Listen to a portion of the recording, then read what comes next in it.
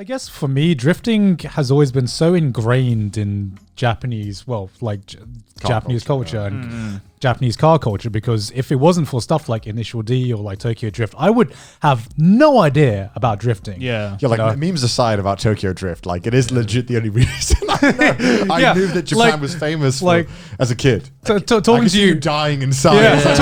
Talking to you about like the international drift scene, I'm gonna be honest, like I had no idea there was an international drift scene. I thought it was like all Japan and everyone was following that. Like it used to be like that. It's not right. I mean, nowadays, okay, so I've sort of come to peace with Initial D and Fast and Furious and that sort of stuff. Like it's like, you know, I mean, look, it's like anything where like you're into something and there's a movie about it and people go, oh yeah, I saw that movie. You're like, it's not like that.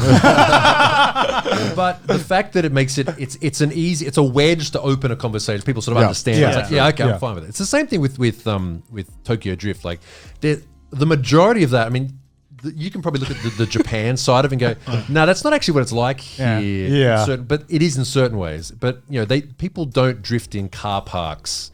Like I was going to say that's just very irresponsible. I mean, you see if you're going to see drifting in Tokyo, it's going to be like down on the docks in like the big open areas where trucks go. Like Wangan Midnight, for example. Sort of like Wangan, like that sort of thing. I think they had a scene in Tokyo Drift at the docks. I'm pretty sure they did. They did. They actually did. Yeah. I couldn't. I did my research for this episode. I couldn't get over the car park scene though, because because you go into any car park in like Tokyo or whatever, like. You can barely drive. It's like the fucking Daihatsu boxes that ones can barely get through, and then you're like, what the fuck?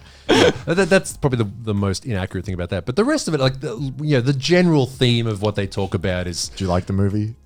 That's a loaded question. Yeah. I honestly, I think I would genuinely like the movie for its campiness if the main actor wasn't so fucking awful. Yeah. Fucking can't stand his accent. Every time he speaks Japanese, I do cringe. Oh yeah, right. It's so bad. There's a scene that's been cut out of the movie where they steal a bunch of tires from a petrol station. Right. And it's got what's the guy's little dog Snoop? What's the character's name? The actual actor. Nate Dogg? No. The guy in the movie. He's like sidekick. His sidekick character. I know he's like a rapper. Yeah, he's a right? rapper. He's a rapper. Anyway, it'll be on screen. There's a scene where like he distracts the staff by he opens a drink and like because it doesn't have any fizz and he's like nani kore like it's so.